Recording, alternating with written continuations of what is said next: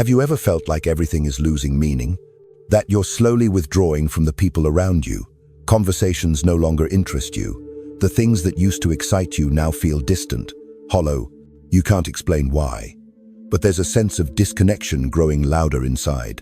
It's as if the world keeps spinning, and you're watching it from a distance, unsure whether to catch up or let it go completely. No, you're not broken. You're not lost. You're waking up.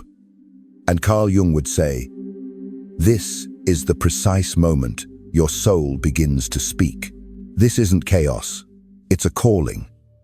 The discomfort you're feeling, subtle, quiet, persistent, tisn't a problem to be solved. It's a message. It's the sound of something deep within you starting to move, stir, awaken. Most people ignore this. They run back into noise, into routine, into people who make them feel temporarily distracted from this silence. But not you. You're here, listening, and that changes everything. Carl Jung once said, "Who looks outside, dreams. Who looks inside, awakens." You've been looking outside for a long time. For meaning, for comfort, for answers. But lately, nothing outside seems to make sense. That's not a sign of failure. It's a sign you're turning inward, not because you gave up, but because your soul is ready. This moment, this strange pause, you're in it's not emptiness. It's not depression. It's not apathy. It's space. Space being created for a new voice to emerge. Your voice. The voice that's been buried under years of conditioning, expectation, performance. The voice you silenced to be accepted, to be loved, to fit in. Now it's rising. And it doesn't scream. It whispers. Let me tell you a story. A woman I once knew was the definition of strong. She spoke with clarity, worked with precision, held everyone's burdens while smiling through hers. She was loved, admired, respected. But one day, she stopped. She didn't want to talk. She didn't want to please. She didn't want to perform strength anymore. She withdrew. People called her cold, said she changed. But what they didn't see was what I saw. Silence wasn't absence. It was emergence. She started hearing herself.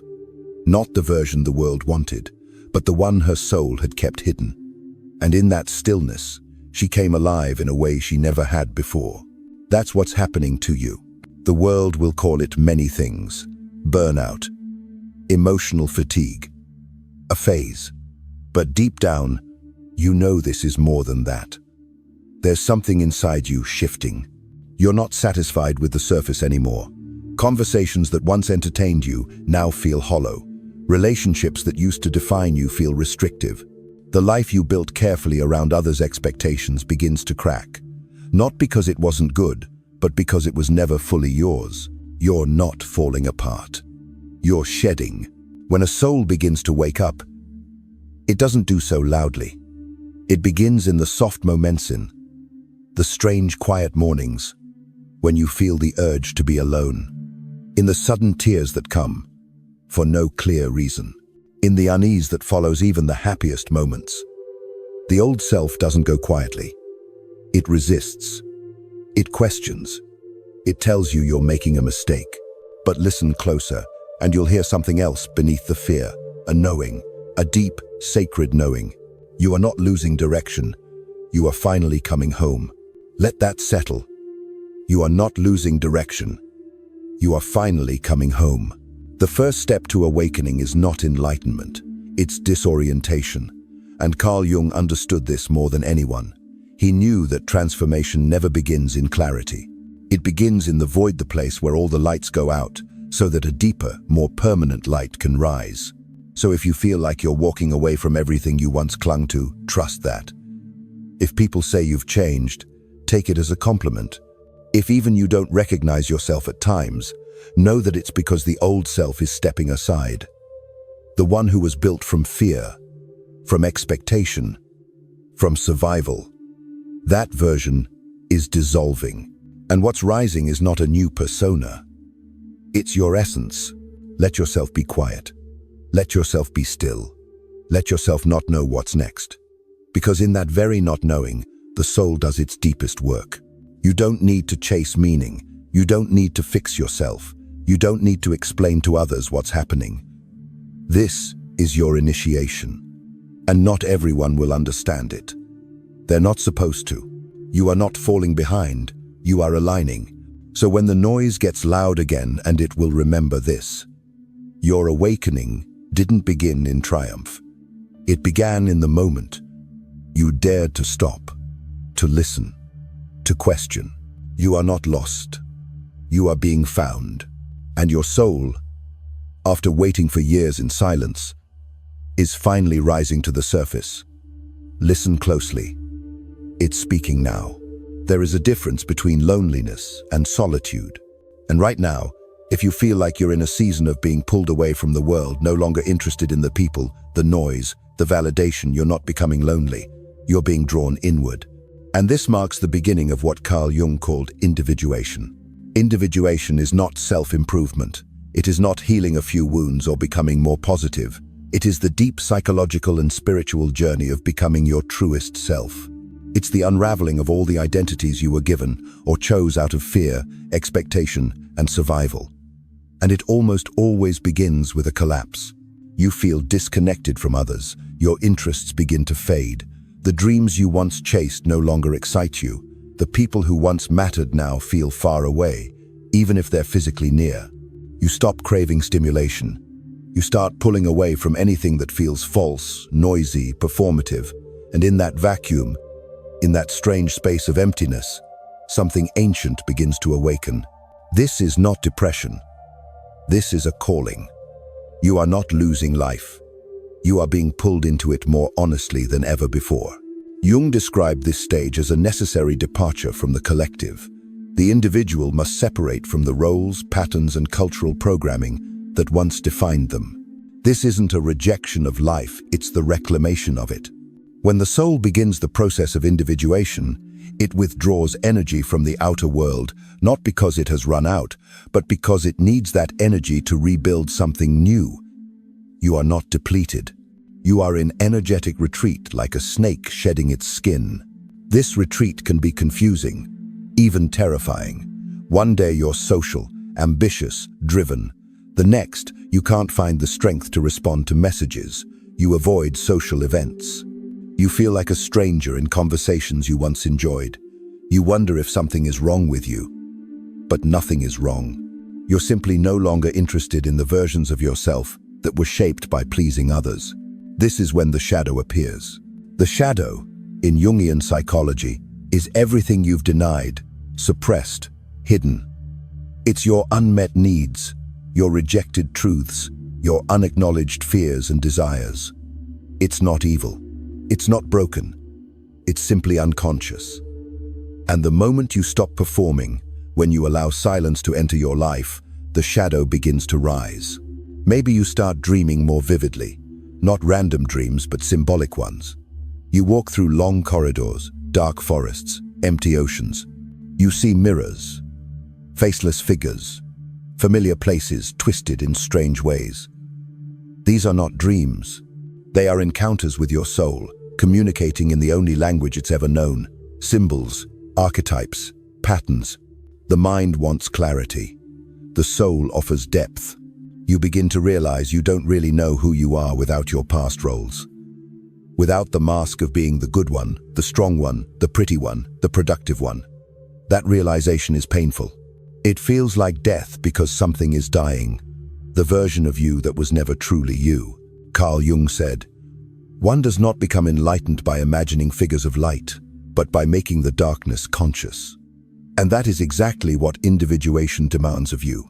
It asks you to stop looking for light outside, and instead turn toward the dark corners of your own psyche, the parts you were told not to show, the emotions you labeled wrong, the dreams you buried. This is the true healing journey, not fixing what is broken, but seeing what was hidden. You may feel like you're being undone, but that undoing is sacred. It's not chaos. It's precision. The soul does not destroy. It disassembles. It peels away what no longer fits. It clears out what never belonged. And yes, it can feel violent, like being emptied, like falling into an abyss. like being stripped of everything familiar. But that void is not punishment, it's preparation. You are returning to something essential, something primal. And for a while, it will feel like you have nothing to hold on to. No labels, no certainty, no outer proof of your worth. This is the sacred pause between identities, the in-between space where your old life has fallen apart and your new life has not yet arrived. Jung called it the night sea journey, a time of descent, isolation, and inner confrontation. You're not supposed to feel clear. You're supposed to feel raw, confused, disoriented. That's what happens when the foundation cracks, not because you're collapsing, but because something stronger is trying to grow underneath. The world may not understand this. They will ask what's wrong, why you're quieter, why you're not chasing what you used to chase. Don't waste time explaining. They are still dreaming. You are waking up. In solitude, something remarkable begins to form. In a vision, you start seeing things from a new vantage point, not through the eyes of fear or ego, but through the eyes of the witness. You become less reactive. You begin to observe your patterns. You notice your triggers. You hear your own voice separate from the crowd. And slowly, piece by piece, the real you emerges, not polished, not perfect, but whole. There is a sacred intelligence in this process. You are being rewritten from the inside out, not to impress others, not to fit in, but to be aligned. And in that alignment, everything false begins to fall away. Friendships that were built on performance fade. Desires that were never truly yours dissolve. You don't lose your life, you refine it. And yes, the road gets narrower, but it also becomes more true. This is not a breakdown. This is a breakthrough. So the next time you feel like you're pulling away from the world, like you don't belong anywhere, like you're floating between two versions of yourself, trust that space. It's not empty. It's sacred. It's where the soul does its deepest work. You are not disappearing. You are reappearing in your full, unfiltered, sovereign truth. And individuation is not the end. It's the beginning of a life that finally fits the size of your soul. There comes a point when you begin to question everything. Not just your surroundings or your choices, but yourself. You look in the mirror and something feels off. Foreign. Fragile. You ask, what's wrong with me? You feel disconnected, not just from others, but from the version of you that used to make sense. It's like you've lost your script, forgotten your lines, walked off the stage without realizing the scene was still playing.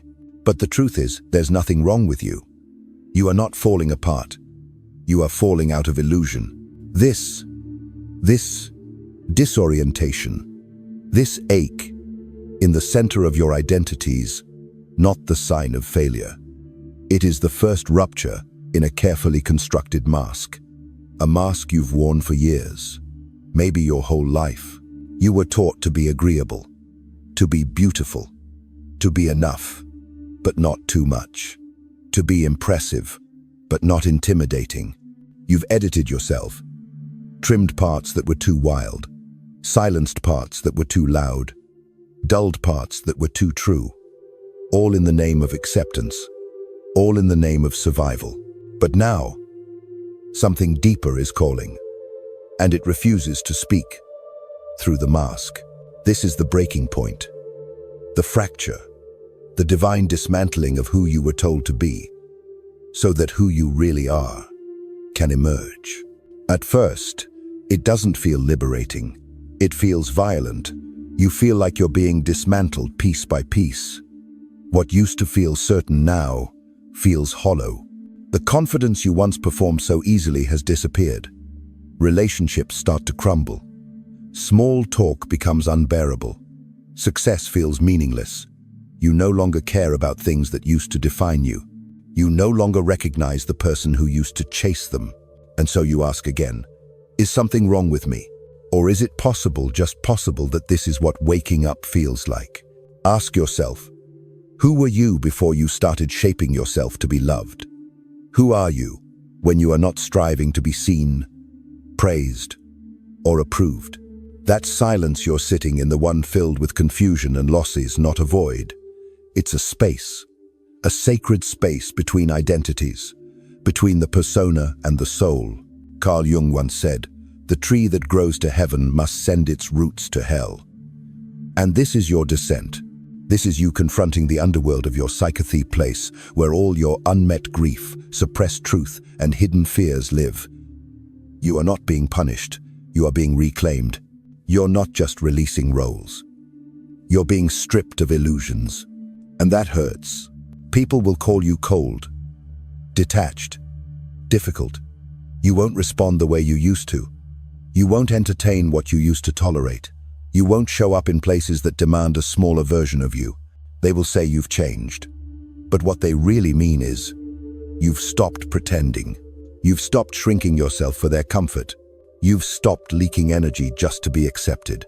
And yes, it feels like a kind of death. Because it is. Not of you, but of the egoic shell that kept you safe in a world that never really knew you.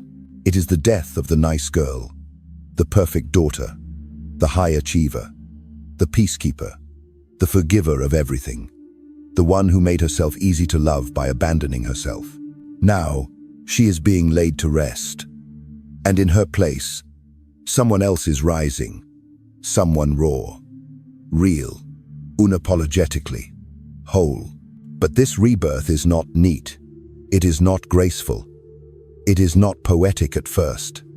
It is messy. It is terrifying. You feel like you're losing your mind, but you're only losing what no longer belongs. Everything in you that is rifting, cracking, shaking, none of it is your essence. It is the scaffolding that once held up a false self. And when that scaffolding falls, it will feel like collapse. It will feel like death. But it's the most sacred collapse you will ever endure. Because what's left when the ego dissolves, what remains after the masks fall, is your soul.